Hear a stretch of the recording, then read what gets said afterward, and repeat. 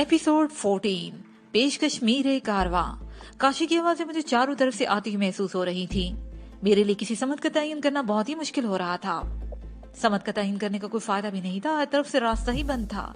छत से मट्टी और छोटे छोटे पत्थर गिरने लगे। पहाड़ बैठ रहा था। मैंने एक तरफ छलांग लगा दी, लेकिन मुझे यूं लगा जैसे किसी गैर मरी कुव्वत ने मुझे थाम लिया हो। मैंने जिस तरफ छलांग लगाई थी उसकी महाल समत में हवा में उड़ रहा था। गार की छत बैठ चुकी थी। चारों तरफ से गड़गड़ाहट की खौफनाक और मुहीब आवाजें सुनाई दे रही थी। लगता था जैसे हजारों फुट बुलंद पहाड़ जमीन में धंस रहा हो। उड़ने वाले गर्दो गुबार से गहरी तारीकी छा चुकी थी। मैंने आंखें बंद कर ली। वो नानीता कुव्वत मुझे खींचे हुए ले जा रही थी और फिर दब की आवाज से मैं जमीन पर गिरा। मैंने आंखें खोल दी और दूसरे ही लम्हे खौफ से कांप उठा। एक बहुत बड़ी चट्टान मेरे ऊपर आ रही थी। मेरे और चट्टान के बीच में सिर्फ चंद फुट का फासला रह गया था। मेरे बचने का कोई चांस नहीं था। मैंने आंखें बंद कर ली और अपने आप को तकदीर के रहम करम पर छोड़ दिया।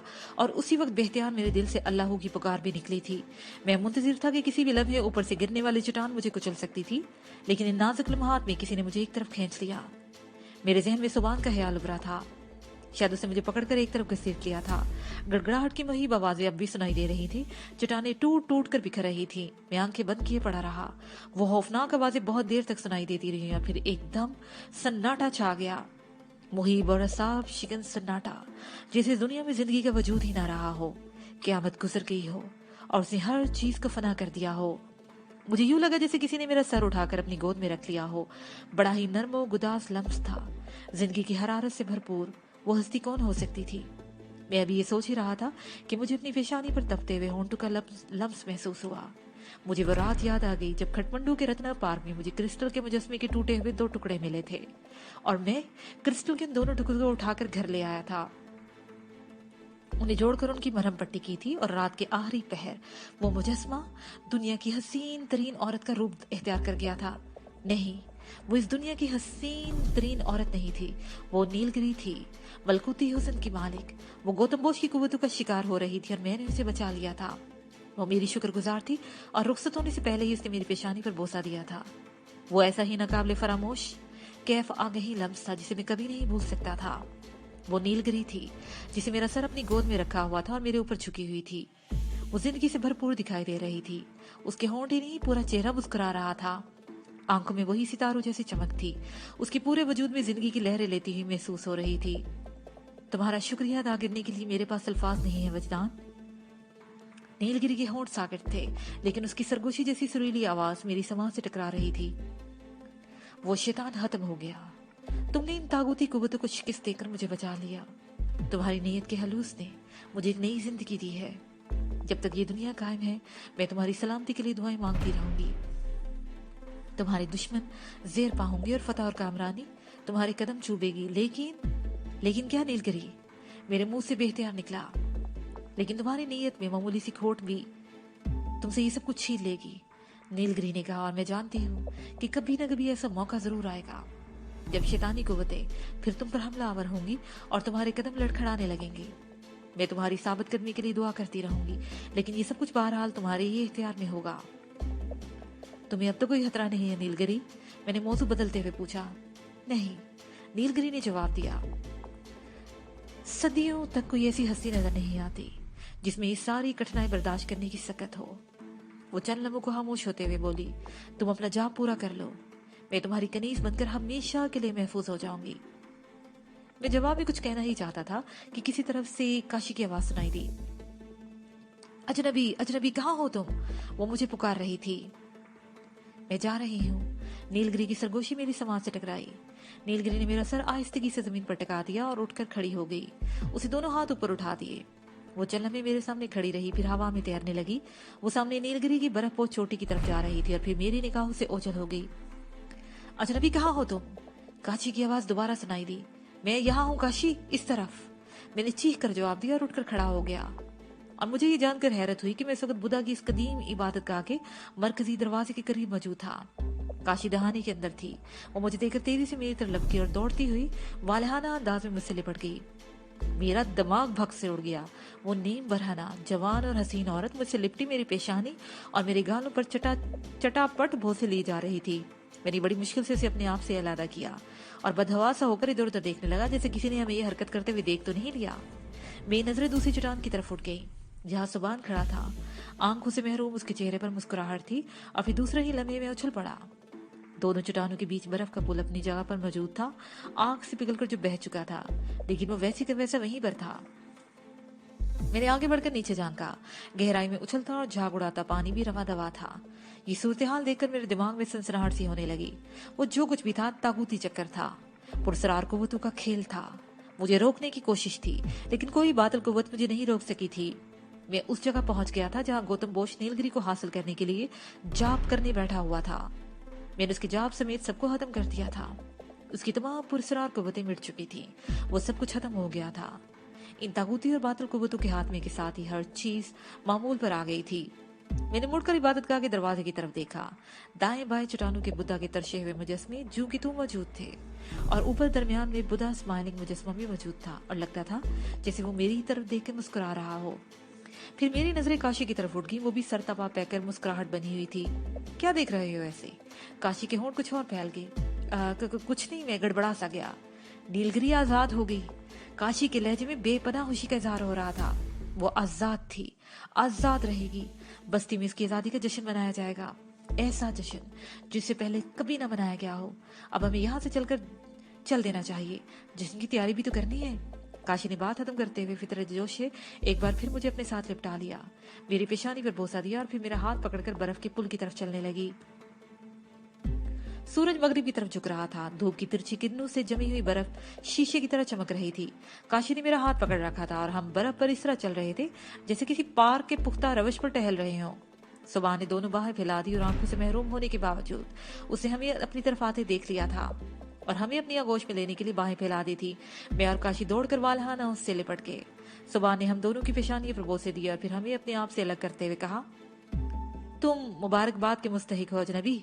तुमने एक ऐसा कारनामा सर अंजाम दिया है जो कोई और अंजाम नहीं दे सकता था। नीलगिरी की ये बर्फपोश चोटियां तुमसे बहुत खुश हैं। देखो देखो ये बर्फानी चोटियां किस तरह खुशी से झूम रही हैं। उसे हाथ से एक बर्फपोश चोटी की तरफ इस तरह इशारा किया जैसे वहां कुछ देख रहा हो। मेरी नजरें भी उस तरफ उठ गई। नीलगिरी की वो बर्फपोश चोटी हमसे अब भी हजारों फुट की बुलंदी पर थी और चोटी के ऐन ऊपर एक दिलचस्प मंजर हमारी तवज्जो का मुंतजिर था।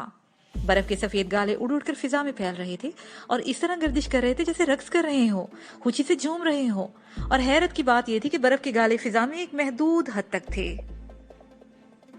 चोटी पर हालांकि हवा बहुत तेज थी, लेकिन वो बिखर नहीं रहे थे। वो उड़ते हुए गाले सिमटने लगे, आपस में जुड़ते चले गए। वो मंजर बहुत ही दिल फरेब था। जब उन बर्फ के रुई जैसे गालों ने सिमट कर एक खेले की सूरत इख्तियार कर ली थी, वो नीलगिरी थी जो बर्फ और चोटी पर वालहाना अंदाज में रक्स कर रही थी। मुझे उसका चेहरा साफ नजर आ रहा था। उसके होंठों पर बड़ी ही मलकूती मुस्कुराहट थी। ये दिलचस्प मंजर काफी देर तक मेरी नजरों के सामने रहा और फिर बर्फ के वो गाले फिजा में बिखरते चले गए। नीलगिरी का हयोला भी निगाहों से ओझल हो गया था। अब हमें यहाँ से चल देना चाहिए अजनबी। सुबान की आवाज सुनकर मैं उसकी तरफ मुड़ गया। वो अकेला ही था। मैं इधर उधर देखने लगा। काशी कहीं नजर नहीं आ रही थी। काशी कहाँ गई? मैंने पूछा। आओ अब चले। सुबान ने मेरी तरफ हाथ बढ़ा दिया। ये मेरी बात का जवाब नहीं था, लेकिन मुझे सूरत हाल का अंदाजा लगाने में दुश्वारी पेश नहीं आई। वो जिस तरह निहायत ही पुरस्कार तौर पर यहाँ आई थी उसी तरह वापस चली गई। मेरे मुंह से गहरा सांस निकल गया। मैंने सुबान का हाथ पकड़ लिया और हमारी वापसी का सफर शुरू हो गया। शाम का अंधेरा फैलने से पहले हम उस जगह पहुंच गए थे जहां हच्चर छोड़े थे। वो हच्चर बड़े ही नस्तालीक साबित हुए थे और अब भी उसी जगह पर आसपास घास चर रहे थे। रात उस जगह गुजारने के बाद हम सुबह सवेरे ही अपनी मंजिल की तरफ रवाना हो चुके थे। वापसी का सफर ज्यादा दुश्वार साबित नहीं हुआ था। सुबान हस्बे मामूल मेरी रहनुमाई कर रहा था। उसका हच्चर मुझसे चंद गज आगे था। मैं किसी वक्त बराबर पहुंचकर उससे कोई बात करने की कोशिश करता तो मामूल के मुताबिक वो हूं हां से आगे न बढ़ता। दूसरे दिन शाम के वक्त हम उस वादी में पहुंच गए जहां बेड़ियों के गोल ने मुझ पर हमला किया था। मेरा हच्चर बड़े ही इत्मीनान से चल रहा था और मैं इधर उधर देखते हुए सोच रहा था कि कहीं फिर किसी तरफ से कोई गोले बेअबानी नमूदार होकर हम पर हमला न कर दे। लेकिन मेरे ये हदशात बेबुनियाद ही निकले। वो एक तागूती चक्कर था जो कि खत्म हो चुका था और अब इस किस्म का कोई खतरा नहीं था। एक वाक़े पर मैं और सुबान साथ साथ चल रहे थे। मैं अब भी इधर उधर देख रहा था कि अचानक ही सामने भेड़ियों का एक हॉल नजर आया। वो तादाद में 10-12 थे और एक ही जगह पर जमा थे। मैंने बेहतियार अपना हाथ से रोक लिया। चले आओ अजनबी, सुबह ने मेरी तरफ देखे बगैर कहा। इनसे हमें कोई खतरा नहीं, बल्कि एक दिलचस्प मंजर तुम्हारी नजरों का मुंतजिर है। मैंने हच्चर को आगे बढ़ा दिया। भेड़ियों के इस गोल और हमारे दरमियान तकरीबन 200 गज का फासला था और जैसे ही हम करीब पहुंच रहे थे वो मंजर वाज़िह होता चला जा रहा था। वहां कोई लाश पड़ी थी जिसे ये भेड़िए नोच रहे थे। भेड़िए मुंह उठा उठाकर हमारी तरफ देख रहे थे और फिर जैसे जैसे करीब पहुंच रहे थे वो भेड़िए एक एक करके वहां से हटते चले गए। और जब हम करीब पहुंचे तो वो मंजर वाकई बड़ा खौफनाक था। वो एक नहीं 3 लाशें थी, इंसानी लाशें जो एक दूसरे से कुछ फासले पर पड़ी थी। 2 लाशें मर्दों की थी और एक किसी औरत की। मेरा ख्याल था उन्हें भेड़ियों ने शिकार किए ज्यादा देर नहीं की थी। वो अगरचे मुख्तलिफ हिस्सों का गोश्त खाया जा चुका था, हम चेहरे अभी तक काबिल शनाख्त थे। उनमें से एक शिवाक था। दूसरे आदमी का चेहरा मेरे लिए अजनबी नहीं था। इसे मैंने बस्ती में देखा था लेकिन इसका नाम मालूम नहीं था। और वो औरत, वो तो मुझसे पंजा भी लड़ा चुकी थी। उस शाम बस्ती के चौक में मुझसे कई औरतों ने पंजा लड़ाया था और ये औरत सबसे ज्यादा जानदार साबित हुई थी। ये वही औरत थी जिससे अपने शबाब की झलक दिखलाकर मेरा हाथ जमीन से लगाने की कोशिश की थी। ये सब बदी के नुमाइंदे थे और इन्होंने सच्चाई और सादगी का रास्ता छोड़कर शैतान के बताए हुए रास्ते पर चलना शुरू कर दिया था। इनका अंजाम देखकर मैं कांप उठा। आसपास की फिजा में शदीद ताफुन फैला हुआ था। इधर उधर बिखरे हुए भेड़िया आसमान की तरफ मुंह उठाकर रो रहे थे। कुछ भेड़िया हमारी तरफ भी देख रहे थे, जैसे हमें वहां से चले जाने को कह रहे हूँ। मैंने सुबान की तरफ देखा, उसका हच्चर मुझसे कई गज आगे जा चुका था। मैंने भी अपने हच्चर को उसके पीछे ही हाँक दिया। हच्चर की नंगी पीठ पर सफर मेरी जिंदगी का सबसे ज्यादा अजियतनाक तजर्बा था। 2 दिन पहले सफर में गुजरे थे और आज भी दूसरे दिन शाम थी। शाम का अंधेरा फैलने के थोड़ी ही देर के बाद हमें एक जगह पर पड़ाव डाला गया। उसके बाद रात भर सफर जारी रहा था। सुबह की रोशनी फैलने से पहले हम एक बार फिर रुक गए थे। मैं हच्चर से उधर कर नदी के किनारे पर आ गया, जी भर कर पानी पिया और घास पर लेट गया। सुबह का मध्यम सा उजाला फैलने लगा तो मैं उठकर इधर उधर देखने लगा। अब वो जगह मेरी समझ में आ चुकी थी। मेरे बाएं तरफ तकरीबन 200 गज के फासले पर वो काली चट्टान थी जहां नीलगिरी के मिशन पर रवानगी से पहले सुबान से मेरी मुलाकात हुई थी। मैं उठकर टहलने वाले अंदाज में चलता हुआ काली चट्टान की तरफ आ गया। सुबान भी मेरे साथ उस तरफ आ गया। चट्टान के दामन में बहुत गहरा खड़ था। मैंने इस खड़ में झांक कर देखा तो काम कर रह गया। वो खड़ बहुत ही लंबा चौड़ा था और हजारों फुट गहराई तक चला गया था और उसमें लाखों की तादाद में हड्डियां पड़ी हुई थी, इंसानी हड्डियां। कई सावर ढांचे भी नजर आ रहे थे। ये बस्ती का कब्रिस्तान है। सुबान की आवाज मेरी समाज से टकराई। वो कह रहा था कि बस्ती का जब कोई फर्द मर जाता है तो उसकी लाश मीठे मशरूब में नहलाकर इस खड़ में लुढ़का दी जाती है। लाश पर मौजूद मिठास की वजह से चूंटियां और दूसरे कीड़े मकोड़े उसकी तरफ मुतवज्जा हो जाते हैं। बस्ती वालों का अकीदा है कि कीड़े मकोड़े जितनी जल्दी शरीर को खा जाएंगे उसकी रूह उतनी ही जल्दी आलम बाला में वाक़या शांति नगर में दाखिल हो जाएगी। आलम बाला का तस्वर दुनिया की कदीम कौमों में भी था और ये लोग भी इसे मानते थे। हड्डियों का ये कब्रिस्तान देखकर मुझे पारसियों का अकीदा याद आ गया। पारसियों का अपने मरने वाले को ठिकाने लगाने का तरीका भी कुछ ऐसा ही होता है। उनका बाकायदा कोई कब्रिस्तान नहीं होता। जमीन से कई फुट ऊपर तक दीवारें खड़ी करके कुआं से बना दिया जाता है जिस पर आन इस्लामों की छत डाल दी जाती है। इसे वो सबूत गाह का नाम देते हैं। मरने वाले को नहला धुलाकर सलाहों वाले जंगले पर रख दिया जाता है। मुर्दार और परिंदे लाश का गोश्त खा जाते हैं और मुर्दे की हड्डियां नीचे गिर जाती हैं। मरने वाले अपने किसी अजीज को सफर आहरत पर रवाना करने का ये तरीका अगरचे इंतहाई निहायत ही जालिमाना है, लेकिन बहरहाल कि उनका मजहबी अकीदा है। अपने मुर्दों को ठिकाने लगाने का यही तरीका तलको कबीले वालों ने भी अपना रखा था। वो अपनी मुर्दों को इस गड्ढे में डालकर चले जाते थे। चूंटियां, कीड़े मकोड़े और जंगली जानवर उसका गोश्त नोच कर खाते रहते थे और हड्डियां बाकी रह जाती थी। इस गड्ढे से शिद्दीद किस्म की बू आ रही थी। ये गनीमत था कि हवा का रुख मोहाल समत में था। मैं ज्यादा देर तक वहां खड़ा नहीं रह सका और दोबारा नदी के किनारे पर आकर बैठ गया।